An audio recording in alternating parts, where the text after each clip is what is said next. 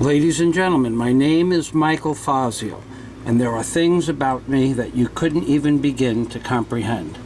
And one of the things that no one else knows is that I have a gift that has been given to me by something we perceive to be God, but I choose to call it a God-like being, because this God-like being has been on and of this world for millions of years. It has utilized many methodologies to express itself throughout the ages. I have discovered a codices that links the multitudes of gods and their attachment to one another in plain sight, that has been hidden in front of all the world for 87 years. These icons that I am showing you right now are icons that have represented what we perceive to be God, and is God for all intent and purposes, but is not God, that we would understand to be an all-knowing and all-seeing, omniscient being. This perception that we have of God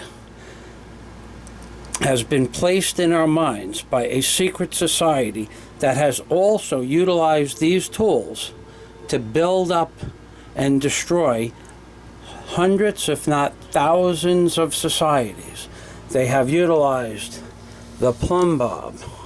They have utilized the compass and the square.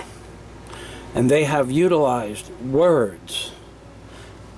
More specifically, the codices I broke is encrypted into this very book and associates itself with Christianity. However, what I have discovered is that there is a secret society that has been contiguous, which means it has existed throughout all of history and has never ceased to exist. It has only gone in hiding. One of the representations is a skull and bones for this society, the YALE Skull and Bones Society. One of the representation is the skull and bones with teeth that I have discovered upon the reverse of the $1 bill, utilizing what I call Fazi Gami. How am I doing there, Art Rant? He wanted me to make another Fazi Gami video, and I'm making it now. The skull and bones with teeth, the cross of Christ, the crystalline nature that refracts light in one direction and disperses it into another, the Egyptian god of the Great Pyramid, the Great Pyramid itself, and of course, the Judaic philosophy. All of these cultures have been combined and conjoined within the boundaries of the $1 bill. However, more importantly, what you see before you is a perfect depiction of a gold Ark of the Covenant, supposedly to scale.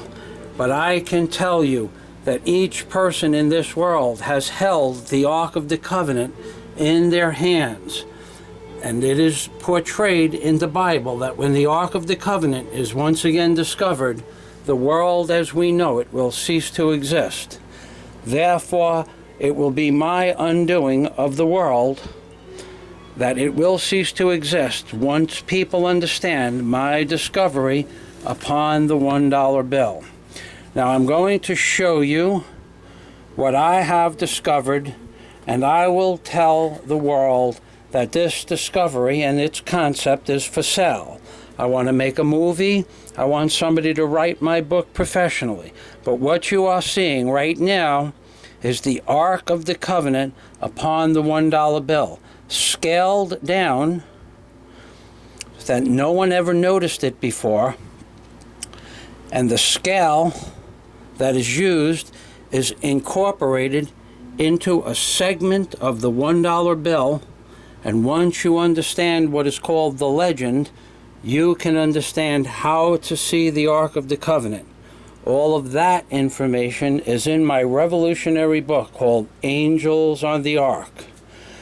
Now, without further ado, I am going to show you how you too can see the Ark of the Covenant upon the $1 bill.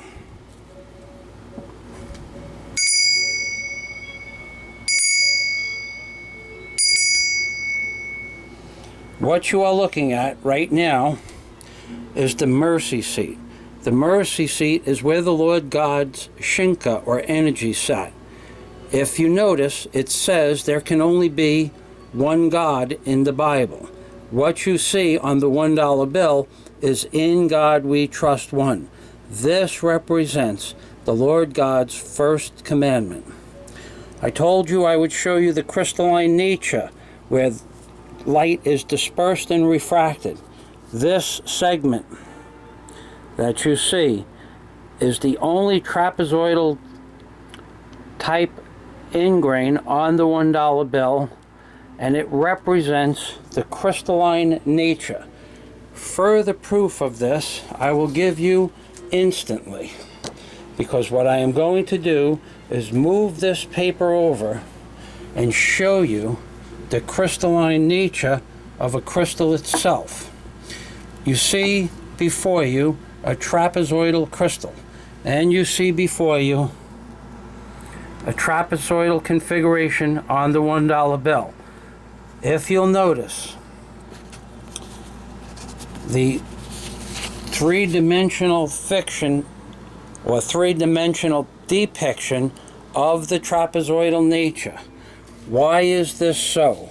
It is so because God is represented as light, and light is reflected through crystal. This crystalline nature that sets in the word one is the trapezoidal nature that represents a crystal. Therefore it represents light, therefore it represents God. But furthermore, this crystalline nature that you see before you is a three-dimensional object. When you look at it from a certain angle, you can see that it takes on a life of its own. It is three-dimensional. It is a raised configuration of pictography. This has been done to show you that the Lord God is above and within the Ark of the Covenant itself. It is a play on words. One God, the tribe of Judah, which was the first tribe of Judah.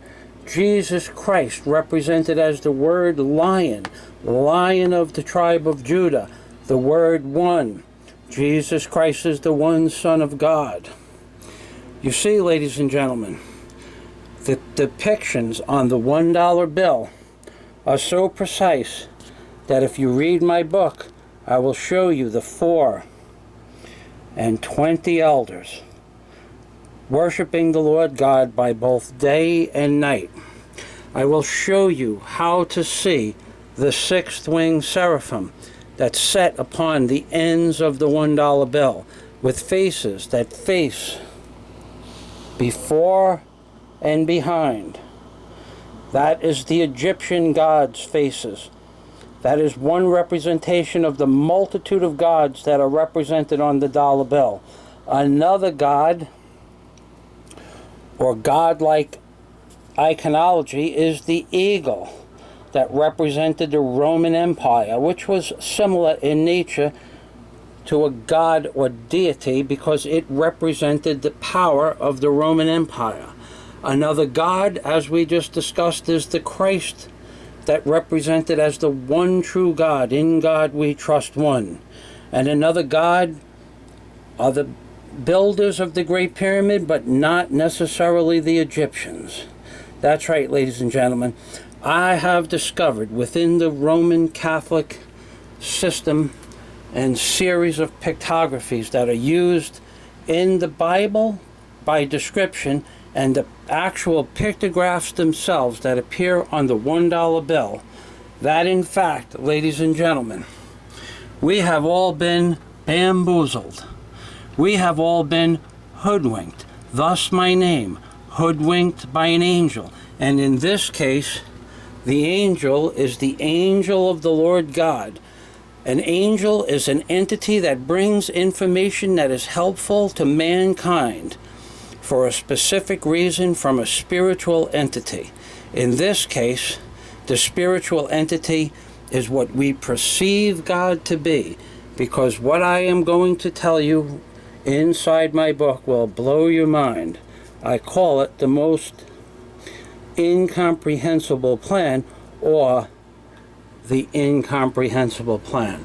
Because, ladies and gentlemen, the same God that has placed the eagle over the eagle's head a nuclear detonation is the same God that is responsible for the attack on 9/11. And this God has been represented in the case of 9/11 through a different piece of pictography, represented as the six-pointed Star of David. This is no coincidence, ladies and gentlemen, that all of the people in the building that was attacked on 9/11/2001 that were Jewish, from the Jewish culture, were warned beforehand, and most of them were not in the building at the time, including the owners of certain big diamond businesses. Because, ladies and gentlemen, this God, this entity that we perceive to be God, is God for all intent and purposes, but it is not God. It has formed a systematic series of events that has culminated to this point in time. This point in time is the end of the world as we know it. It has publicized, just as all of the people that will not answer my phone calls or return my emails, it has publicized to the world its intent and purposes on this planet. Its intent and purpose was to build a society and to create a beginning of a society that is represented as the Great Pyramid. Inside this sphere, or compass, a round circle can be called a compass, is every entity and essence needed for life. If you'll notice, at the base of the pyramid is the grass and also shrubs, and at the corners on both sides are what appear to be trees. Those are fig trees. Because, ladies and gentlemen, the first 17 verses of the book of Genesis exist within this compass. I have gone through them step by step in my book. No one will dare prove me wrong, because this is a pictograph that represents the genesis of our society, the first segment of our society. This represents the Ark of the Covenant and the God Christ in the year 000. This represents the central portion of our existence. And this, ladies and gentlemen, represents the end of our existence as we know it. The eagle, which is representation of the commander-in-chief. Notice I said the word chief twice, because the commander-in-chief that is in the White House right now will be the last president to ever take office in a free society. This man here will either become a king or a dictator, or we will no longer have a free society in any event. How can I tell you this? The $1 bill is getting ready to be taken off the market.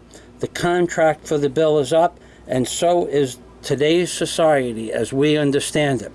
So this, representing the commander-in-chief, also represents a compass. As the first compass with the pyramid represented Genesis, this compass represents the book of Revelation. The genesis of our culture had everything to do with water and life on earth. Around the eye of the Great Pyramid you can see clouds. That is the fine mist and dew spoken about in Deuteronomy, where the world would be blessed with a book from God, a book or a little scroll from God that would transverse the entire planet. Now, you would say that it would be the Bible that has transversed the entire planet. But that is not so. The Bible is a book with words written in a specific language. The pictographs on the $1 bill are global and probably interstellar pictography, because what you see is the light that can and does create life itself. Inside the light is the Lord God's eye. Let thine eye be single. The rays of light that come from the eye radiate in every direction. That is the light that gives life to the grass, the herb, and the tree with fruit that has seeds within itself, the fig tree. Behind and to the left and right of the Great Pyramid are 4 individual bodies of water. So you have the land that was created in the beginning. Let there be light. There was a void. There was a landmass. There was grass. There was herb, and there were fruit-bearing trees with seeds, within the fruit. All of the entities and concepts in the first 17 verses are from the book of Genesis are represented in this compass. The central portion is the word one, Christ, represented. That is a three-dimensional concept where it is exploded upwards. It sets above everything else, as God would set above everything else. That's why it's three-dimensional. You have the crystalline nature. That's why it's a crystalline nature, because it refracts the light of God onto this planet. How do I know these things? Well, an entity that we perceive God gave this information to me. So the entities that see me divulging this information to the planet can't get too upset, because the time is now. Or let us say, ladies and gentlemen, the time is at hand for the light of the Lord and the death of Satan to come upon us. The good that is represented on the left side and the fiery death that is represented on the right side is represented as the good of the Lord God and the fiery death of Satan. Why do I call Mr. Obama Satan? Well, let us show you this pictograph individually. As I said, the pyramid represents the compass or sphere known as the God pod, and everything in it represents life. However, everything inside what I call the evil seed of death represents death and only death. There is no water in the compass. The shield is an emblem of war. The arrows are a representation of a methodology in which to kill. At the beginning of our country, a bow and arrows, and a bow and arrows is represented before your eyes. The bow is represented as the branch of olive, and an olive branch that is represented as the word bough, or a bough of olive branch, and bough is spelled B-O-W. So therefore you have a bow and arrows. Then you have the shield, which represents the emblem of the United States of America and the chief, or the commander-in-chief. And above him you have been bamboozled once again. You have been hoodwinked by an angel. In this case, the angel is the angel of the Lord God, the $1 bill itself that has come unto this world to tell us the story of the end of civilization as you know it. Proof that the end is near is that you people believe that Einstein was the first person to theoretically comprehend and conceptualize a nuclear detonation where the particles of the nuclear fissionable materials are transpired into more and more, particle acceleration, where the atoms and the protons expand exponentially. You think that Einstein was the first person to do this, but he wasn't, ladies and gentlemen. Something, and I say something, the same something that put the skull and bones with teeth on the $1 bill that we will get to in a minute, the same something that put the cross of Christ on the $1 bill represented as the Ark of the Covenant, the same entity that built the Great Pyramid, and the same entity that is represented in light in so many different philosophies, and the same entity that so many of the secret societies worship, the light, be it the light of God, or in some cases, some people believe it is the light of Lucifer. Nothing could be further from the truth, ladies and gentlemen. There is but one God, and it is not good and it is not evil. God is simply God. Light, darkness, yin, yang, good and evil have no place when speaking about God.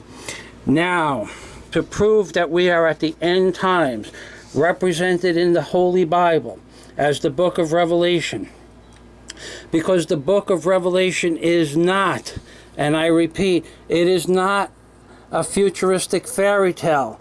It is an actual schedule in which this world has existed, exists, and will cease to exist. We are supposed to end in a fiery hell. The fiery hell in today's world is conceptualized as a nuclear detonation or nuclear fissionable material, which exists over the eagle's head. What you are looking at is a nuclear detonation, 13 particles of exponentially expanding pieces and particles of things. Immediately outside those exponentially expanding fissionable particles is a concussion wave of sound, straight lines. And then immediately thereafter is the light blast. This nuclear detonation was designed and placed on the $1 bill before the year 1935 because it took time to make it. This is a depiction of the schedule or this movie script that has been written by this God to end the world as we know it. At the end of time, Satan is supposed to come back. Ladies and gentlemen, Satan is represented right before your eyes. That's right. I told you that this represents the commander-in-chief. I explained to you that this represents the commander-in-chief. I told you in previous videos there's an Indian chief with a bow and arrows in its hands. Well, ladies and gentlemen, when you put this bill and invert the bill, and remember, ladies and gentlemen, the devil turns your world upside down. So by turning the $1 bill upside down, you should be able to see the devil if I'm telling you the truth. And there it is. The devil has no face. The face is hidden behind the shield or the chief, the emblem. The devil has a methodology in which to kill everything in the book of Revelation with fire. And there you have it. The devil controls the nuclear blast that's represented over the eagle's head and at this point under the eagle's head. But before there was death by nuclear holocaust, the only way to kill people was a bow and arrows. Therefore, the chief that I told you is represented as Obama, and the commander-in-chief, he has a bow and arrows. 13 arrows and a bough of olive branch. Also, the chief has what is called a vertical headdress. He hides behind a shield. The 33 and 32 feathers represent the order of masonry. This is a simple deduction. This is all known information about the feathers. But what you didn't know is that the Satan sets upon and within the circle or compass that I have deemed, determined, coined, and copyrighted the evil seed of death. I am the first person to see Satan on the dollar bill. However, further proof of this, where you can see that God and Satan become one, are all these representations of the number 13 in this compass. We have 13 seeds, nuclear fissionable seeds, 13 letters in E pluribus unum. No one has been able to find more than 5. 13 stripes. Then you have 13 lines on the chief, which is the blue part of the flag. That is 5 individual 13s. Those are the only ones anybody has ever seen. However, along with the 13 arrows, which is pretty common, you have 13 leaves on the fig tree. There you have more 13s. So you have 1 13, E pluribus unum, 2 13, the chief of the flag, 3 13s, the stripes, 4 13s, the arrows, 5 13s, the bough of olive branch and the berries within it, 6 and 7 13s. I tell you there are 13 13s. Within the claw, the eagle's dexter claw, are 3 talons and 1 talon. That's the 9th set of 13. 1 and 3. On the sinister claw are 3 and 1 talons. 1 and 3. That's the 10th 13. In my book, I describe to you how you come to the 11th, 12th, and 13th. Now, I will further prove that this is the Ark of the Covenant. No one on earth can prove me wrong. On the Ark of the Covenant is a depiction which is created on the $1 bill that precisely and exactly represents the book of Exodus and the instructions to build the Ark of the Covenant given to Moses. What you are looking at here are the poles of shittim wood or Arcadia wood that are covered with gold. In the instructions, the way these poles are held onto the Ark of the Covenant, they are held with 4 individual ringlets. Ladies and gentlemen, I will show you these ringlets right now. The first ringlet is right here. The first ringlet is right here. That is the first ringlet. You can see it wraps itself around the pole. The second ringlet is right there. It wraps itself around the pole. The third ringlet is right here under the word united. It wraps itself around the pole. The fourth ringlet is right here. It wraps itself around the pole.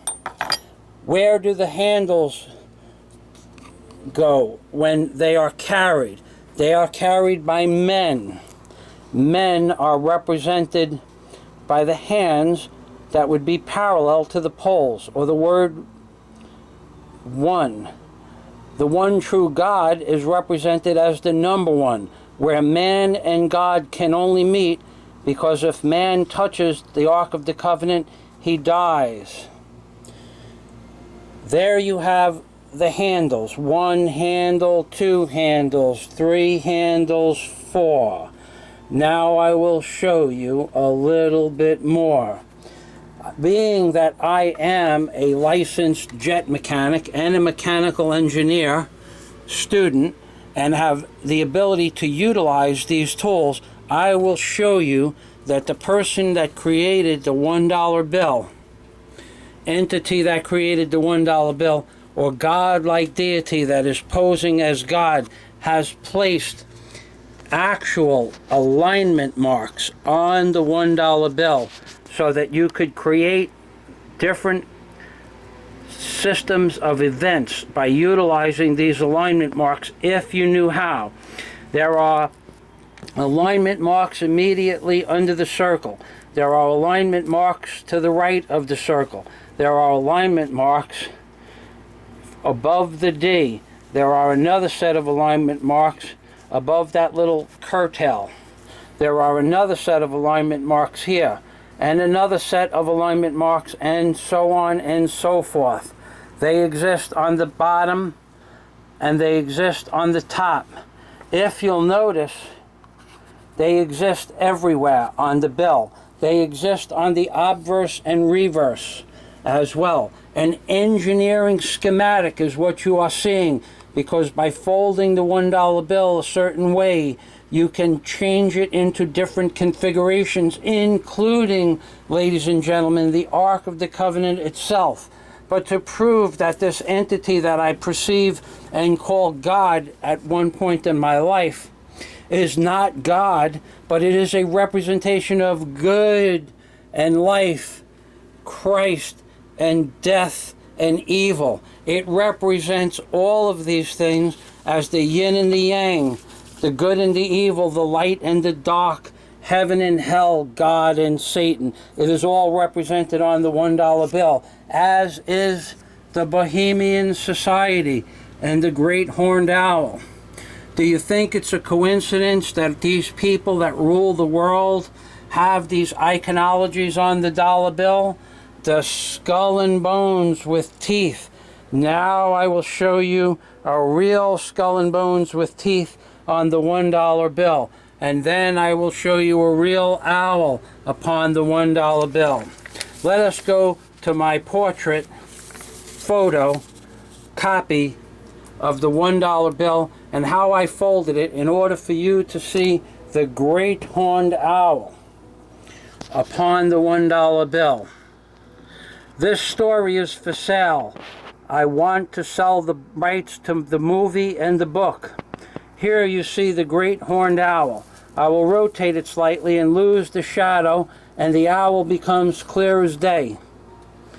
The snout of the owl, the feathery, fluffy feathers around the beak, that is what a great horned owl looks like.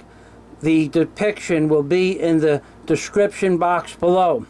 You have the eyes of the owl. Now I want you to notice the wings of the owl spread over the God pod and the evil seed of death, as if it was its brood. And an owl has 2 eggs, maximum, typically, 1 or 2 eggs. These eggs are what I call the God pod and the evil seed of death. These are the seeds of life and the seeds of death. Now, to prove that this is no happenstance circumstance, notice to the left and right of the eyes of the owl, where the wings would be the shoulders or the pivot. Notice how those are soft, rounded type bones that would support the wings. Then I will show you the hog-nosed bat that is represented as a skull and bones with teeth on the $1 bill. Those bones are crisp and seemingly broken, and they are not soft like the owl's. It is the only place on the dollar bill that there is such a disparity between one and the other. So you have the soft wings of the owl. Then below the owl you have the hog-nosed bat, which is now upside down. But when I turn it around or invert it, you have the hog-nosed bat. A hog-nosed bat is also in the description box below. A real hog-nosed bat is 2 5/8 of an inch wide. And what you are looking at here, when you fold your $1 bill that's in your pocket, is 2 5/8 of an inch. And by aligning the alignment marks under the word M to create the word M, precisely like that, you will see the skull and bones. You will see the skull and bones that is represented on the $1 bill. Now this is only a photocopy, so I will show you now a real one. But this one is the owl and the Kitti's bat, K-I-T-T-S bat. It's called a sugar bat as well. It is 2 5/8 of an inch in real life, and on the $1 bill, when you fold the bill in this configuration, you will see it as a 2 5/8 inch character. That's right, ladies and gentlemen. None of this was done by happenstance. It was all planned. It is a plan that goes far beyond that of human comprehension. Why do I know it? Because something that we perceive to be God gave me this information. Apparently, that's why I'm still alive. Otherwise, they would have killed me years ago. Now, we have the hog-nosed bat. And you have, at the nose of the hog-nosed bat, you have the skull and bones with teeth. Notice that there are 6 teeth. My hand is getting tired. There are 6 teeth on the bottom. There are 6 teeth on the top. And there are 6 lines that comprise the eyes. I'm trying to get it. There are 6 lines that comprise the eye. One eye is closed like the Illuminati. 6 teeth on the bottom, 6 teeth on the top, and 6 lines. I will turn it around and get the light. There we go. This is not an accident, ladies and gentlemen. This is a skull and bones with teeth. This is the kitty's bat.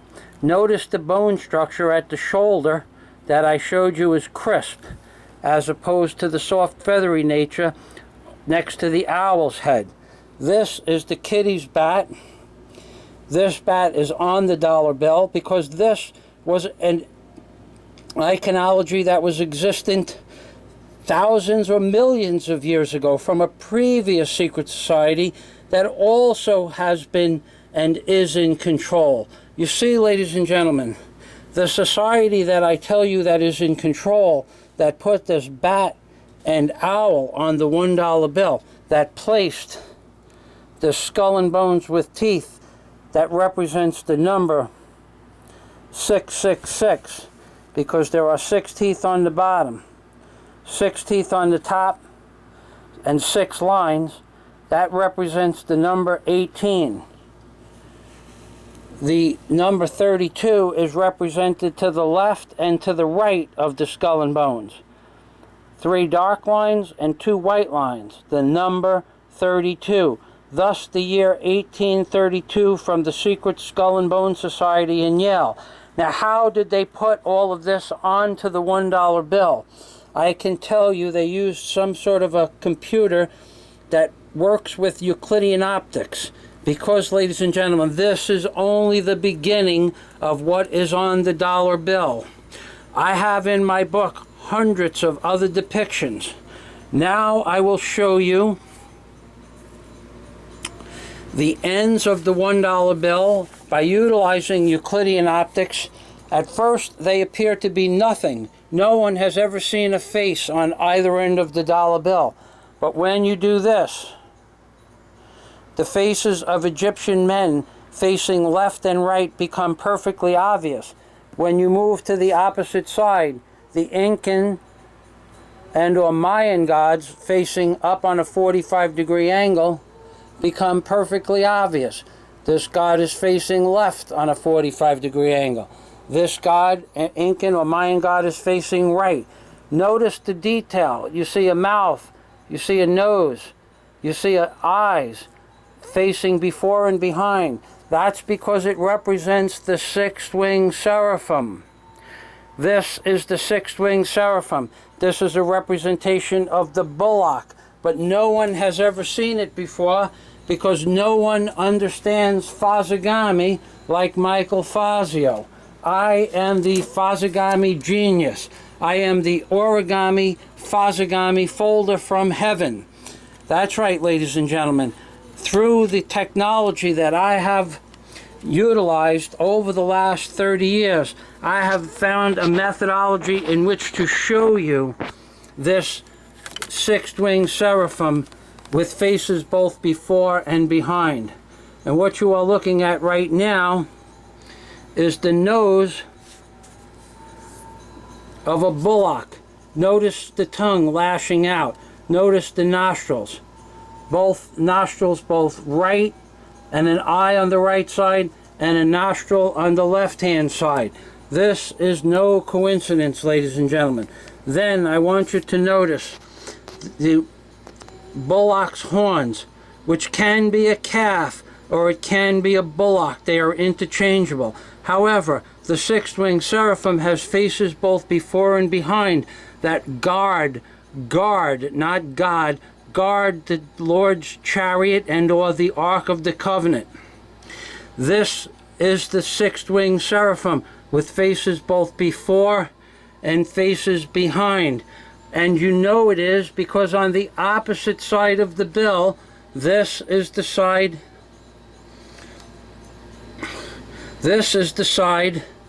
with the eagle.